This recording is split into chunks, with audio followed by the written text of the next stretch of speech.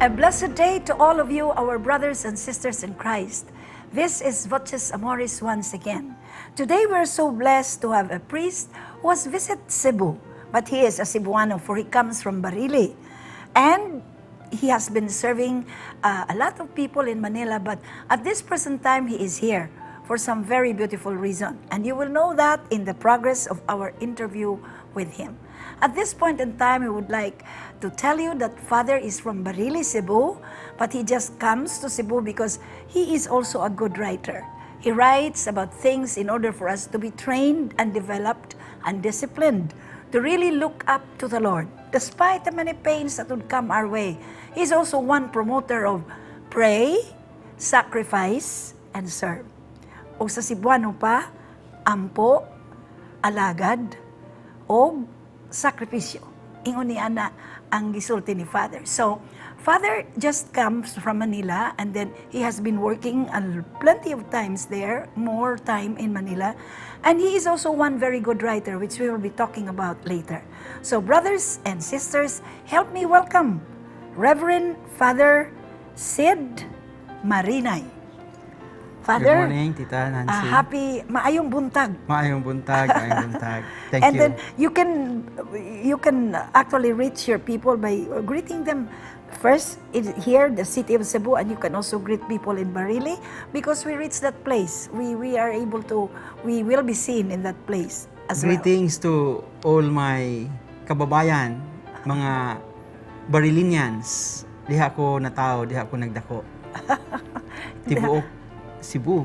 Tibuok Cebu. Yes. So Cebuano gyud. Cebuano, Nag-serve lang Cebuano. dito sa Manila, no?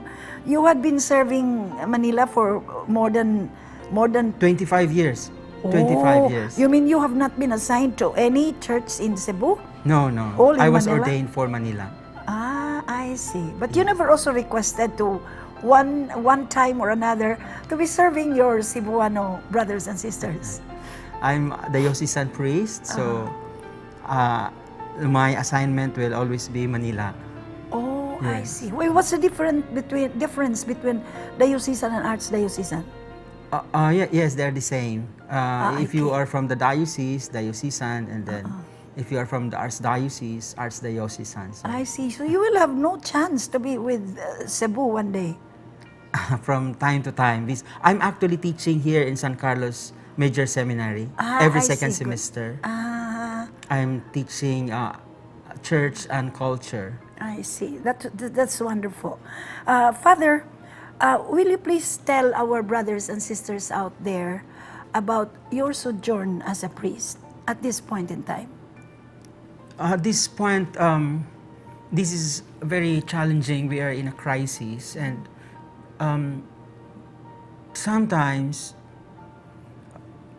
it's very exhausting because we are dealing with the sick, pastoring to the sick, those who are taking care of the sick, the dying, also funeral masses, so many funeral masses, and sometimes it becomes mechanical, but if the person, the dead, is very close to you, you are just very much affected also. So we need each other's prayers. At this point. It can be very exhausting at this time. Why do you say that? I'd like to catch you at that portion there. You said prayers is exhausting. What do you mean by this? Now, actually, it's not the prayer that is exhausting, it's But- the situation. Oh, okay. And we bring this situation into prayer, which is our strength, Yeah. actually. Our source of strength is our prayer, our faith. Without this faith, we cannot also pray. So, ang foundation nato sa atong pag-ampo, ang atong pagtuo, pero ni ata sa sitwasyon nga kitang tanan na apektuhan. So I'd like to also question you at this particular point. Our God is a God who loves us, right? He is a God who even surrendered himself to pain in order for us to have gain, no? In order for us to be able to realize that we are so much loved by Him. But at this point in time, why do you think that God allowed?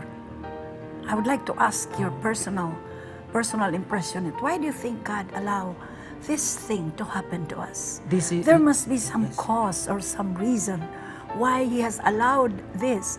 I know that our God is a loving God.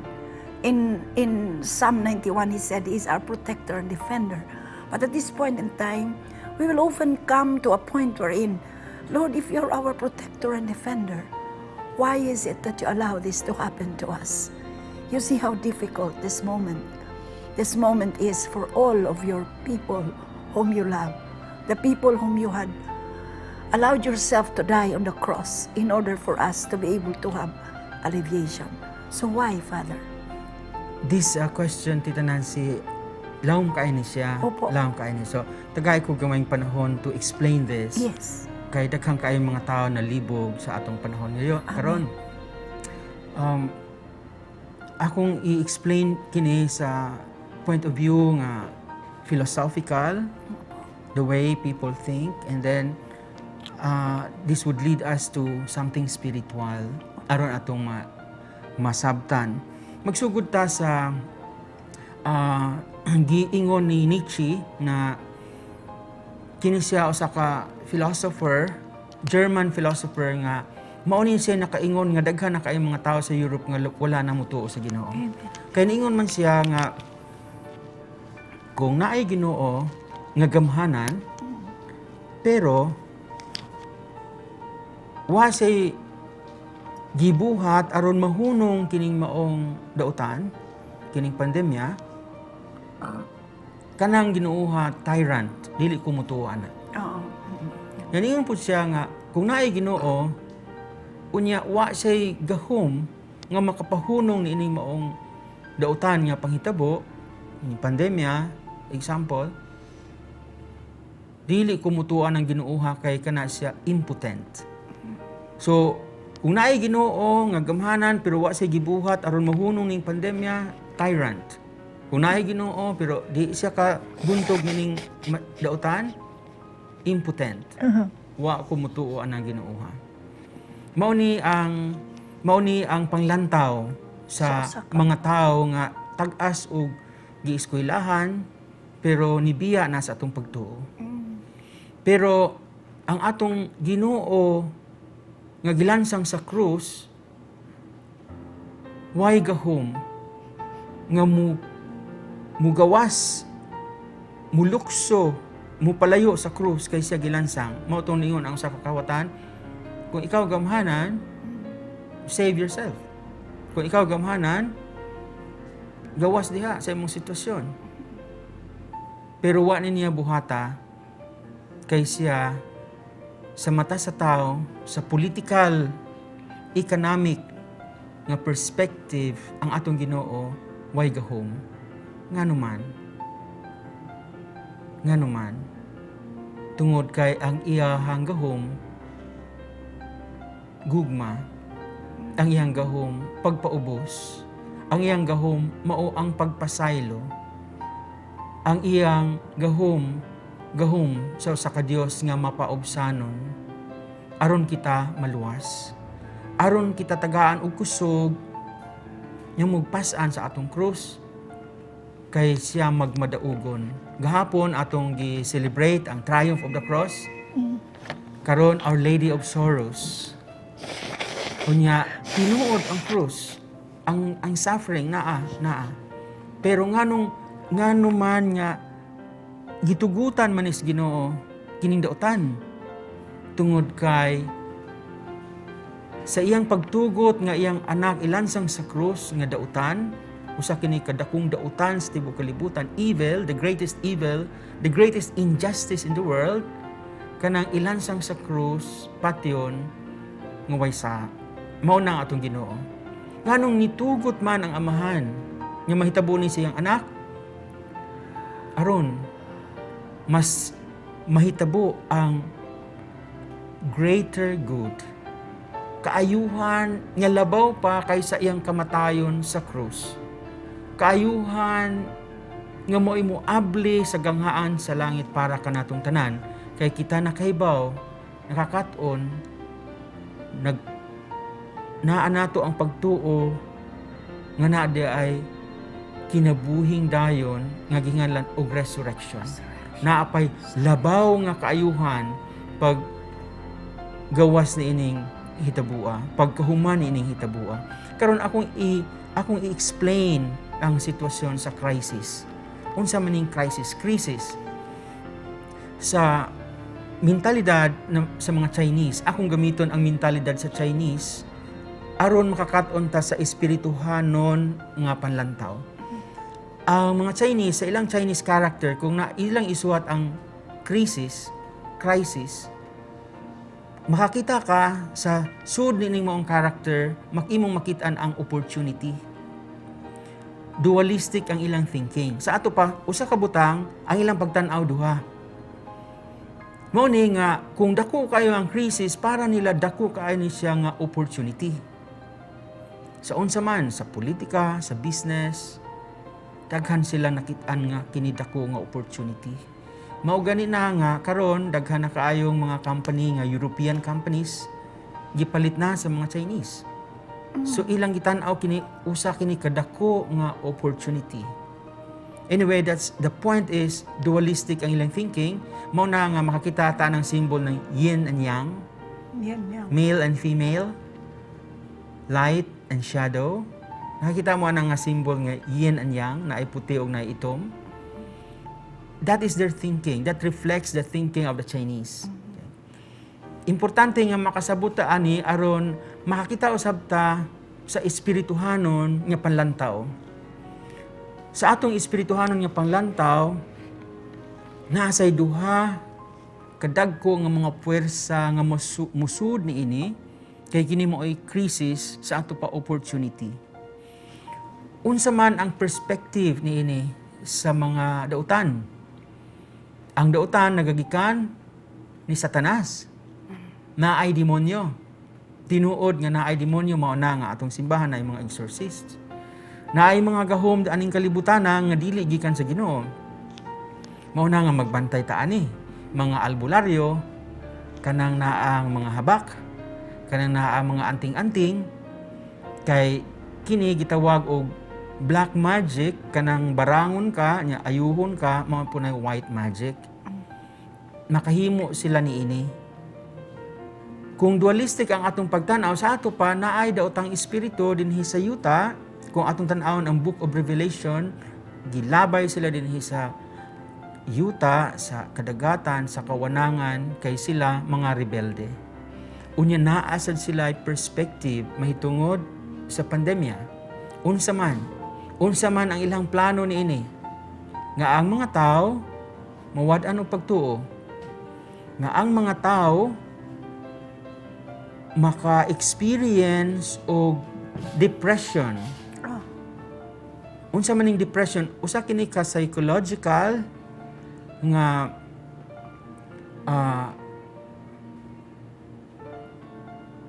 phenomenon nga ang tao dili na balanse. Ang atake ni emosyon o mental nga sa ato pa depressed ang mga tao, mabuang sila, di na mo gawas sa ilang panimalay, di na maligo, ug di na gani makatuog.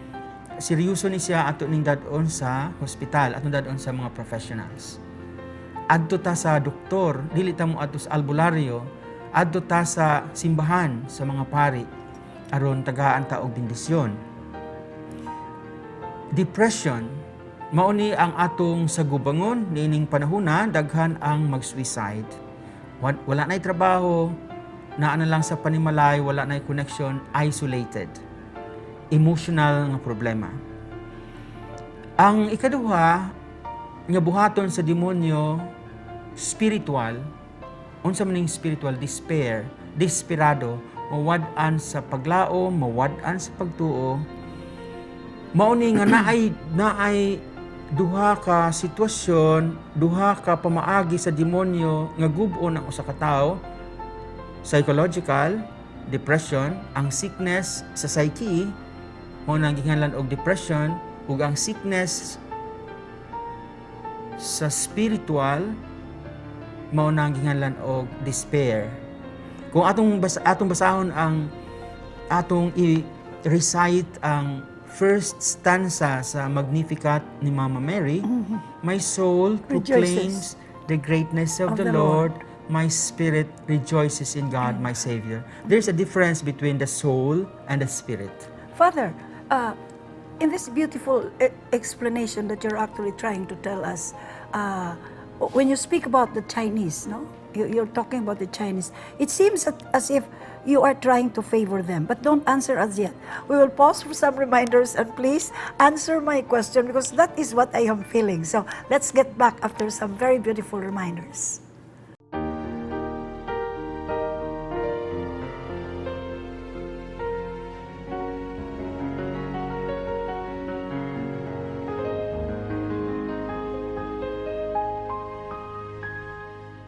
Let's get back to Father Marinay. This is really very interesting. No, I think this priest who is from Cebu is actually trying to go into a study, and I guess we need to be very enlightened about these things so that we will know how to handle it, and we will also know how to pray with regards to whatever doubts we have in mind. Yes, Father? Let's get back to you. Tita, actually, I would like to clarify it because I'm only teaching Chinese philosophy, but I'm not in favor of China.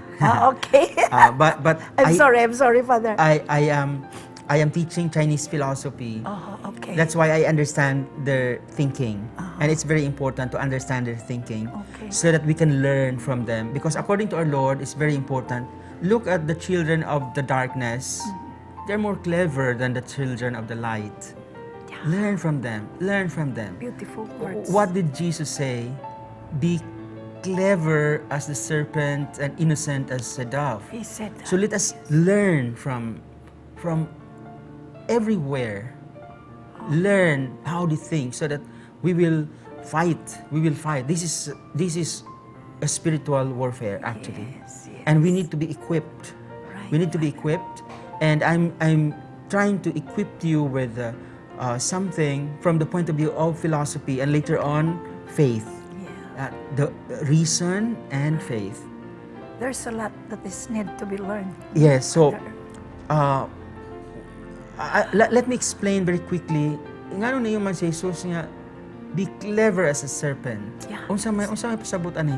Ang church fathers ningon nga, there is a characteristic of a snake. Unsa man ning characteristic niya, kung patyo nimo ang snake, mo tuyok-tuyok ng iyang lawas, iyang mo recoil na siya, niya iyang itago iyang iyang isurrender iyang lawas, pero dili ang iyang mo nang imo na siya putlon-putlon og maayo, udagan siya po ng ana, kay dili niya isurrender iyang bisag unsa iyang mahitabo. Mao na ang nahitabo sa mga martyrs.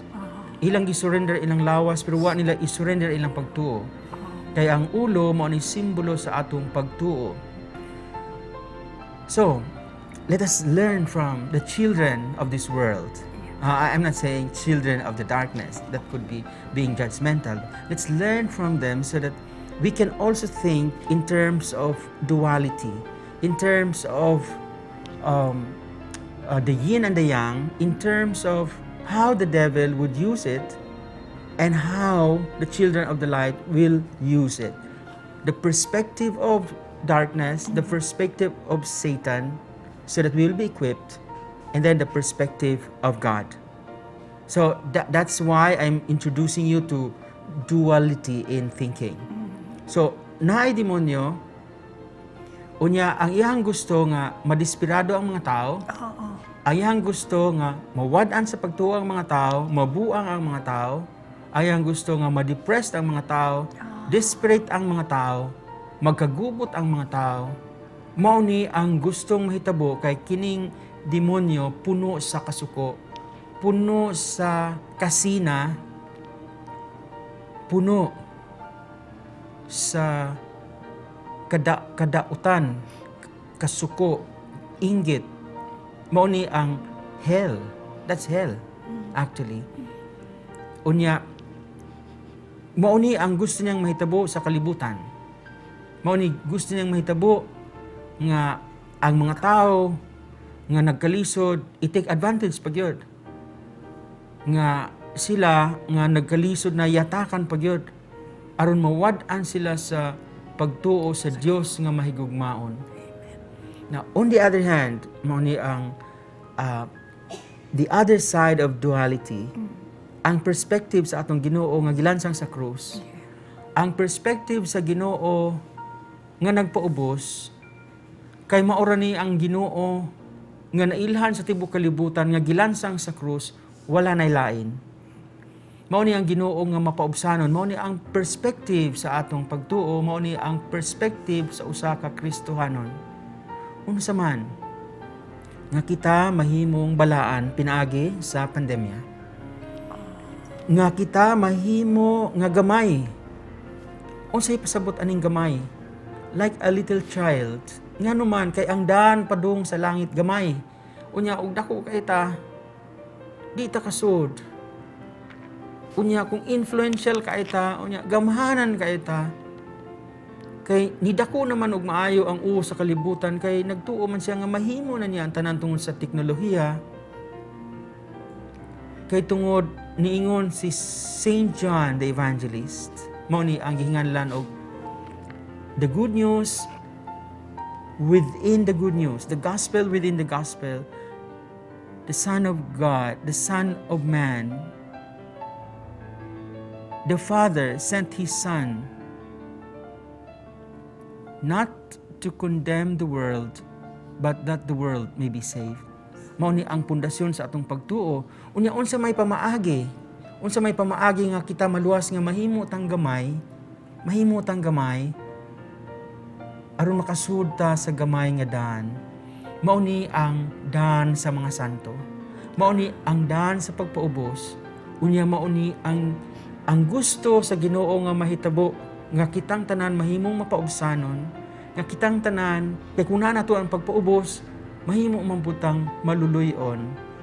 Unya kitang tanan makasud sa gamay nga daan ug ang mga tawo nga dagko mo surrender sa Ginoo.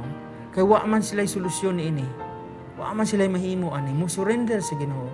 Mubalik ngadto sa Ginoo na kinahangan ta og Ginoo. Kinahangan ta nya mubalik ngadto kaniya aron atong masabtan ang iyang mga pamaagi, atong masabtan ang iyang sikreto sa iyang kasing-kasing. Mao ang pagpaubos. Kay ang Dios nga gilansang sa krus, mao ni ang Dios nga mahigugmaon. Unya kadtong gitusok iyang kilid, nigawas ang tubig ug dugo sa iyang kilid. Mao ni ang sinugdanan sa simbahan, kay ang tubig sa bunyag, unya ang dugo mao ang Eucharistia. Unsa man ang Eucharistia? Pagpasalamat. Kay kita gikan sa iyang kilid, pariharasad nga si Eva gikan sa kilid ni Adan kadtong si Adan natulog. Unya si Jesus gikan usab natulog dito sa kamatayon, unya nahimugso ang simbahan. Mauna nga kita gikan di ay sa kasing-kasing ni Jesus. Kitang mga Kristiyano kanindot nato, kitang mga Katoliko nga nituo sa bunyag, nituo sa Eucharistia, gikan sa gilid ni Jesus. Sa ato pa gikan sa iyang kasing-kasing. Kay sa Book of Revelation, naosay tubig na nagyawas sa baba sa dragon, kay kinigikan sa ulo sa dragon. Nga naman, kay ang dragon, ang demonyo, gusto po niya nga simbahon siya sa katawhan, niya gusto po niya nga mura po siya si Jesus. Kay naman po'y tubig nga nigawas sa iyang baba, nganong sa baba manigawas, kay kinigikan sa iyang utok, kay bright po kainin si Satanas. Ang demonyo, ang pinakahina nila sa tanang mga demonyo, mas kusgan kaysa kinabrightan nga tao sa kalibutan, kaysa genius. Sa ato pa, ang kadtong tubig nga nigawas sa iyang baba, gikan sa iyang utok, tungod kay naa siya'y dako nga utok, metallic intelligence, pero wa siya kasing-kasing. Di siya makahibawang maluoy. Mao ka na ang duality ni ini. Mao kini ang duha ka thinking. Naay dautan, kini dako nga opportunity sa dautan. Usab dako nga opportunity sa kahayag, dako nga opportunity sa mga anak sa Dios nga ilang i-share ilang pagtuo. Kaya kung atong ma-share ang atong pagtuo, mao kini ang dako, pinakadako nga charity nga atong ikahatag sa atong isikataw. Nganuman, kung atong i-share ang pagkaon, kinahanglan nga mo share taw, ako magpasabot nga dili ta mo share, atong i-share ang kwarta, mahurot ra. Atong tagaan og balay ang walay balay, inig-abot sa bagyo, magubara ang ilang balay.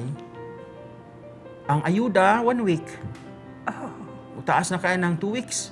Correct. Ang kwarta mahurot, pero kung atong tagahan o pagtuo, atong ipaambit ang atong pagtuo, tibuok nilang kinabuhinaan nila, unya makahibaw siya nga makikistorya sa Ginoo.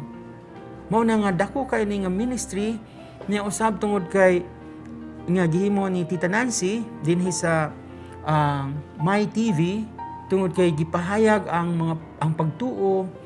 Dako kay ni nga ministry nga I really pray for this nga ang atong mga supporters, atong mga sponsors magpadayon kay kini gimbuhaton sa Dios. Mao ni ang pinakadako nga atong mahatag sa atong katawhan, ang pagtuo. Sa ato pa, kung ang demonyo, ang daotan, naghimo karon og mga kadaot, opportunities to amass wealth and power, dinhi sa gamay nga pamaagi si Tita Nancy, already 78, still working, giving life. Ang gamay, ang usa ka gamay, idara na, unya, usa ka gamay nga studio, nihimo usab usa ka opportunity, nihimo usab usa ka pamaagi nga sa panahon sa krisis naa ay plano ang Ginoo aron ang tanan nga makadungog niining atong discussion. Yes. Makaambit ug naay desire. Gusto ko nga mahimong balaan pinaagi sa pandemya. Gusto ko nga mahimong gamay, gusto ko nga mahimong mapaubsanon kay naam na to ang garbo, di man na mawa, kay naam tayo concupiscence. Gusto ko nga mahimo kong mapaubsanon. Gusto ko nga mahimo kong balaan. Nya nausab ang lust. Samot na karon sa atong panahon nga pandemic, sa panahon namin, namo katong mga estudyante pa mga bata pa nag-eskwela ko sa UST, ang kadtong mamalit og pornographic materials, mulakaw pa to, musakay itong jeep, mo ato dito sa raon, aron makapalit ato mga magazine nga, bold magazine. Karon dili na, magtago na, naana sila mga tablets, naana sila smartphone. Lust. Very dangerous. Very dangerous. Very dangerous. And we are proclaiming, use this opportunity, use this pandemic to become holy, to be purified. Use this pandemic to relate with God, read the Bible, pray, listen to evangelizers. Amen. Listen to evangelizers. Listen to the Word of God and have a relationship, personal relationship with the Lord, and be grateful. Be grateful. Be grateful. That is Eucharist. Why? Why are we grateful? Tungod kay gusto sa Dios nga kita maluwas, ang kalibutan maluwas, mahimong balaan ang kalibutan nga secularized na kaayo, ang kalibutan mo balik sa Ginoo, makaila og Dios nga mahigugmaon, mao ni ang plano sa Ginoo. Mahimutang gamay, mahimutang mapaubsanon, kay ang tao nga mapaubsanon makamaon na siyang mo share kay makaingon man siya nga ako pod pobre, ako pod na ako'y empathy sa nagkalisod kay ako pobre. Mauna nga moingon ang simbahan nga ang makatabang sa pobre, ang pobre rapod. Nganuman kay si Jesus, pobre. Kay kung dato pa siya o gamhanan, dili nimo pwede nga ilansang sa krus ang gamhanan. Kaya naman na siya connections. Dili mo pwede, pareho ni St. Paul, dili siya pwede nga ilansang sa krus kay siya Roman citizen. So naa siya dignity mo nga giputol yung very fast, pero kung ilansang ka sa krus, mag-antos kag dugay kini nga kamatayon para sa slave. Mauni ang atong Ginoo niya. Mahimo ta nga pariya niya. Mahimo ta nga mapaubsanon. Mahimo ta nga gamay. Unya ang tao nga mapaubsanon, mapasalamaton. Ang tao nga mapaubsanon, malipayon. Naasay kalipay nga dili kahatag sa kalibutan. Essential ang yang kalipay kay gikan sa iyang kasing-kasing dili niya makuha kay kung mawa na ang tanan nga kailayan sa kalibutan, wa na kay kaadtuan, asa man imong kalipay. Kini nga nagagikan sa kasing-kasing nga gihatag sa Ginoo, aron mahimo tang gamay, mahimong mapaubsanon, unya mahimo nga ang usa ka pandemya gamiton sa Ginoo aron kita maluwas, aron kita mahimong balaan. Father, we really need to have a very beautiful learning from you, no? Because many people are not actually trying to think about this pandemic like it is a call for humility. I guess God just wanted this way. We still have a lot to question you, and I'm sure we also have a lot to explain. But meantime, again, we have to pause for some very important reminders of the station.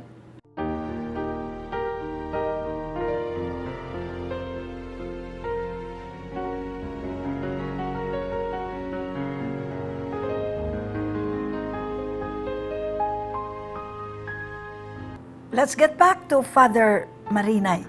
Father said you really are actually trying to give us a beautiful explanation of how to make ourselves at this particular moment in life. So it is not fashionable clothes, it's not flashy cars, it's not wonderful, like for example, owners of whatever. This is not really the one that God is calling us. God calls us to be simple and humble, because this is His call. So let's get back to you then. How are you going to inspire these people who are rich, these people who have plenty of money, these people who can actually even save, if sick, they can save the hungry world at this point in time, but they are still clinging to these things, these material things. What are you going to tell them? I think there are a lot of them at this particular moment in life. Many are still holding on to these things that they have acquired, when in fact we had been told by the Lord in scriptures, never gather treasures from below. That was, to me, it is a warning, but yet many are so engrossed and so invited to gather treasures here below. Again, very deep question po, Tita, very deep, because this is also sociological. I would like to go back to the essential, to the basics, Yes. because this is a call to go back to the basics. I would like to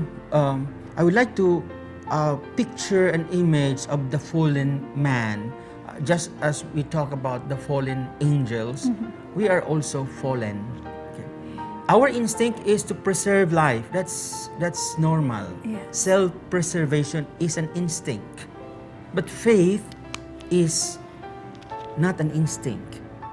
What And is not an instinct, Father? Faith is not instinctive in us. Yes, I see. Ang Okay. pagtuo, grasya sa Ginoo. It is grace. Ang pagtuo mao na nga iyang gihimo ang simbahan aron isangyaw ang pagtuo kay contrary ni siya, ang pagtuo contrary sa nature, which is self-preservation. Mao na nga ningon ang atong Ginoo unless a grain of wheat dies, it will not bear much fruits. He who keeps his life will lose it. So paradoxical siya kay ihang giatake ang instinctive nga natural response sa tao nga mao i-preserve yung kaugalingon, mao na nga hoarding. Mao ni siya ang fallen nature. Okay. Ang akong masulti ini out of charity mao nga akong giawhag ang tanan nga mga nituo nga usab nga ihatag ang pagtuo sa tanan samot na kadtong mga tao nga adunahan, kay kung ilang madawat ang gugma sa Ginoo, maablihan nilang mga mata, makita sila nga kini di ay nga akong bahandi, dili ni makaluwas kanako. Unya dili nato puwersahon, out of love, a response to God's love, makita sa krus si Jesus nga gilansang sa krus, makita sila niini, unya mutuhop sila kasing-kasing, sila na mismo muhatag. Wala na to siya puwersaha, it's already a response. Yeah. So service is a response to faith and to God's love. So it is God's initiative. Let us remember that the image of Jesus is the bridegroom. Opo. What's the bridegroom? He takes the initiative. So the love comes from God first. so that our brothers and sisters who have plenty at this time, makadawat sila sa paghigugma sa Ginoo nga hinay-hinay nga muhatag sila sa unsa man nila paghigugma sa Ginoo. Wa kinangana sa Ginoo ang kwarta. Wa kinahangana sa Ginoo ang pagkaon, ang atong mga silingan, ang atong mga kaila, atong mga higala nga kabus. Oo, nagkinahanglan. Mao ni ang nanginhangan. Whatever you do to the least of my brethren, you do it for me. So, ang paghatag nga Kristohanon nagagikan sa paghigugma sa Ginoo. Nakadawat ako sa paghigugma sa Ginoo, gipasaylo ko sa akong mga sala. Gitagaan ko niya sa akong mga panginhangan, mausab nga muhatag ko sa akong kayang ihatag nga malipayon. Wala akong mapuwersa kundi nagpasalamat ko sa Ginoo nga nihatag ko. Ngano man, daghan baya kayo mga philanthropists, Tita Nancy? Daghan kayo mga philanthropists. Daghan. 1/2 of their wealth, 1/4, 2/3 of their wealth, ihatag nila, pero usahay ang atong purpose sa paghatag aron mahimo tang gamay ni dako naman yung kayo sila maayo kay nailhan naman sa tibuok kalibutan. Si Mother Teresa kung atong tan-awon, gamay ra kayo iyang nahatag. Kay dili man siya adunahan pero pobre sad siya. Gamay ra kayang nahatag pero nahinumduman sa katawhan ang iyang gihatag tungod kay Kristohanon ang iyang paghatag, tungod kay gikan sa paghigugma iyang paghatag. Unya dili aron ang mga tao kay ma-indebted man ang mga tao katong mga samot na sa panahon sa election in town. Na daghang kaayong manghatag nya ma-indebted man sila nya utang na loob unya mabilanggo naman hinoon sa utang na loob tungod sa kaayo nga gihatag nga kaayo nga tawhanon, kaayo nga kalibutanon, pero kining kaayo nga Dios non, ang kaayo nga Dios non, ang kadtong nihatag nagpasalamat sa Ginoo. Salamat Ginoo nga gitagaan ko nimo og opportunity nga makahatag aron dili mailhan sa tibuok kalibutan kay aron mo gamay ko makasud ko sa gamay nga daan. Kay ningon ang atong Ginoo, don't let the right hand know what the left hand is doing or the other way around. Ngano man, kay ang akong amahan nga nakakita sa imong gibuhat, mao imuhatag kanimo og reward. Ang kadtong mga nanghatag nahibaw-an naman us tibuok kalibutan. Nya mao na nga sa atong mga simbahan daghan taong kaayo nga donated by. Mailhan gid sila sa tibuok parokya nya inigtaas sa pare sa iyang chalice na apoy donated by. Ngano man, dako na sila, nailhan na sila nga sila mao inihatag, pero ang Kristohanon nga paghatag ang Ginoo ray nakahibaw tungod kay kini usa ka response sa paghigugma sa Dios. Mao ni ang ato ang pag-ampo nga atong ma-share. Mao ni atong prayer, kay ang imuhong gibuhat karon aron isibya ang paghigugma sa Ginoo. Unya naatay pag-ampo nga madungog sa katawhan ang paghigugma sa Ginoo, unya kita usab makapangalagad. And let us remember, the goodness that we do is our response to God's love. Let us never forget that. It is a response to God's love. Dili nagikan nato ang paghigugma kundi gikan sa Ginoo nga naghatag sa iyang kinabuhi. Unya karon nga nakadawat ta niini, nakadungog ta niini, kita usab hinay-hinay, ginagmay lang kay this is a spiritual warfare, and at this time we need the revolution of love. The revolution of love. Everybody. Kaya ningon ang atong simbahan, Second Plenary Council of the Philippines, walay tao nga sobra kadato nga wa na manginahangan sa iyang isikataw, ug wa usay tao nga sobra ka pobre nga wa na siya ikahatag sa iyang isikataw. Ang mga pobre dako kayog ikahatag. Ang mga dato naa say ikahatag aron kita naa say panginahangan. Ang mga pobre nga kabus nga wa mga mayukmok sa atong katilingban naa say ikahatag, naa sila ikahatag. Unya ang mga dato usab nga naa nila ang tanan na ay panginahanglan kay sila lonely sad sila. So kitang tanan sa atubangan sa Ginoo pobre. Yes. Pobre ta sa atubangan sa Ginoo. Mao na nga nahimot ang dato pareha ni Kristo kung naay paghigugma sa atong kasing-kasing. Unya muila ta sa mga kabus kay ang mga kabus instrumento sa Ginoo, agency sa Ginoo aron natay opportunity nga makahatag. Kay magpuyo ka sa dagko kayo mga nasod panitan sa Japan. dili sila manginahangan sa imong panabang, asa man mo ihatag. Wa sila dinhi dako kayong tungod sa We're so pobre. blessed, no? Philippines. Tungod sa kadaghan sa mga pobre. Nganong daghan man kay mga pobre sa Pilipinas? Ngano man nga na may daghan kay nga corruption sa Pilipinas? Ngano man? Tungod kay Christian nation man ta. Nya ngano man kung Christian nation man ta sa Asia? Giatake ta sa demonyo. Oo. Kay dili mahimo nga ang demonyo mag-inana na lang. Oo. Kay kung successful ta economically, politically, nindot kaayo ang pag-manage sa pandemic, mahimo tang model unya ma-convert ang atong mga Asian countries. Dili musugot ang demonyo niini. Mao na nga giatake ta left and right, day in and day out accusing us. The devil is the accuser always. Mao na nga ako mong giawha nga ato ning tan-awon sa perspective nga spiritual nganong inani man ni kung Christian nation ta. Mauni ang bunga sa atake sa demonyo kay the presence of Jesus is always opposed. This is a sign of contradiction. Si Simeon, nakinungdan mo ni Simeon, sign of contradiction, opposed. Sa ato pa, dili mo tugot nga ma-successful ta economically, politically, tungod kay dili gusto nga muhayag, maghatag og kahayag ang atong nasod aron katawhan ta. Pero mauni mahimo na magpakahimo nato nga mapaobsanon. Unsa may gibuhat sa atong sa perspective ni Cardinal Sin. I was ordained by Cardinal Sin. Ningon siya nga giatake sa demonyo ang Pilipinas Because tungod kay Kristohanon ta, pero ay kahadlo kay pariha ni Herod nga Herod. gustong patyon si Jesus. Jesus. Gihimo nga instrumento sa amahan aron iproklima nga nataw na ang tinud-anay nga hari. Yeah. Unsa may pamaagi sa Ginoo? Tan-awan ninyo, libot mo sa Asia, sa Europe, sa Amerika, tan-awan ninyo ang mga simbahan nga musira na unta, wala masirhi tungod kay naay mga Pilipino. Yes. So, now I understand. Na-scatter tag maayo tungod sa crisis, atake, sa economic, political, nibiya ang mga Pilipino na ngadto sa laing mga nasod, pero ang simbahan sa laing nasod nga isira na unta himo ng museum, buhi pa Tungod sa mga Pilipino. Beautiful. God has His own way. Yes.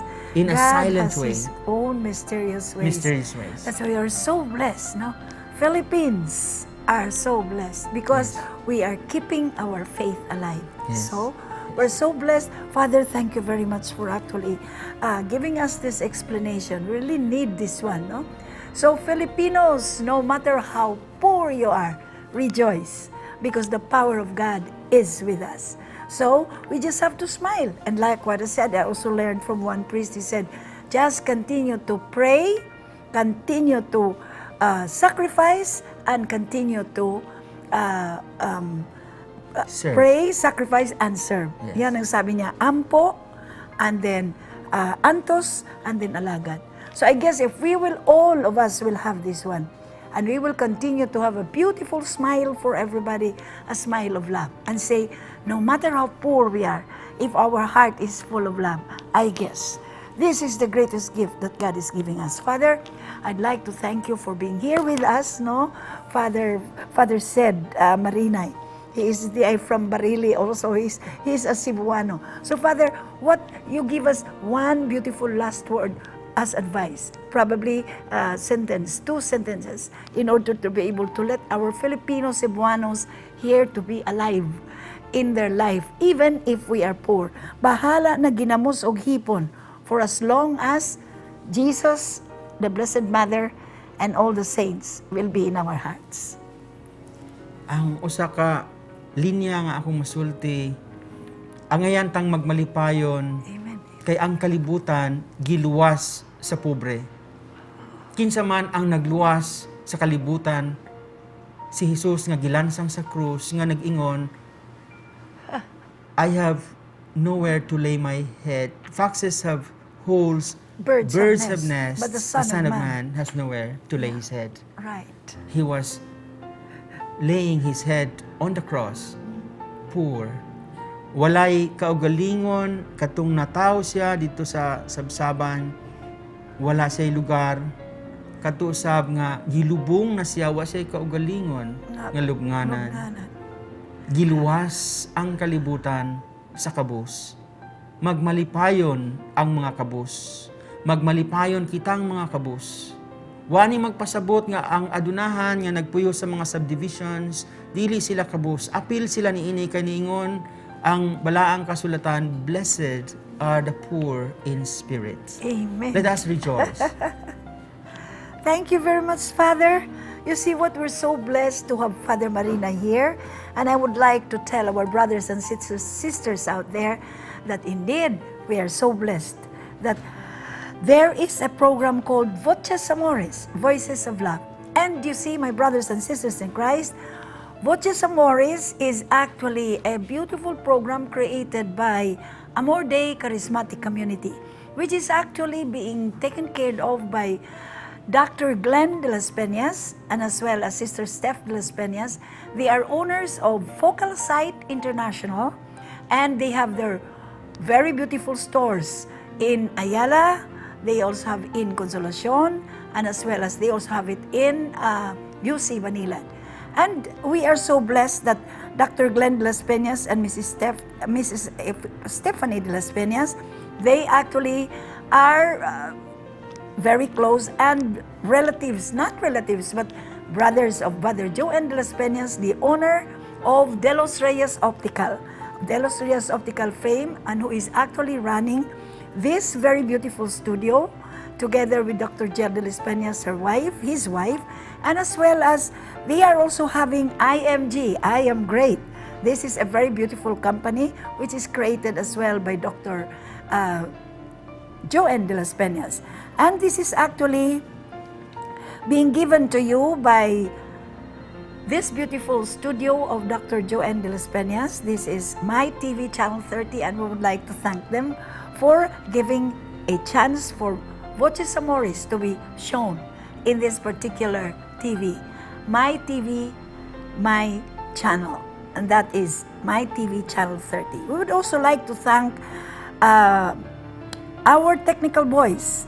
We have Kirby Ocampo, we have Brother Randy Berame, we have Brother Noel, okay, and we have also here, most of all, the program director, Madam Andrea Patiña Matthew. My brothers and sisters in Christ, Voces Amoris, remember, is given by Amor Dei Community. So I would like to thank you for being with us, and we would also like to say that this portion of Voces Amoris is actually bidding all of you, God bless everybody, together with Father here, God bless po.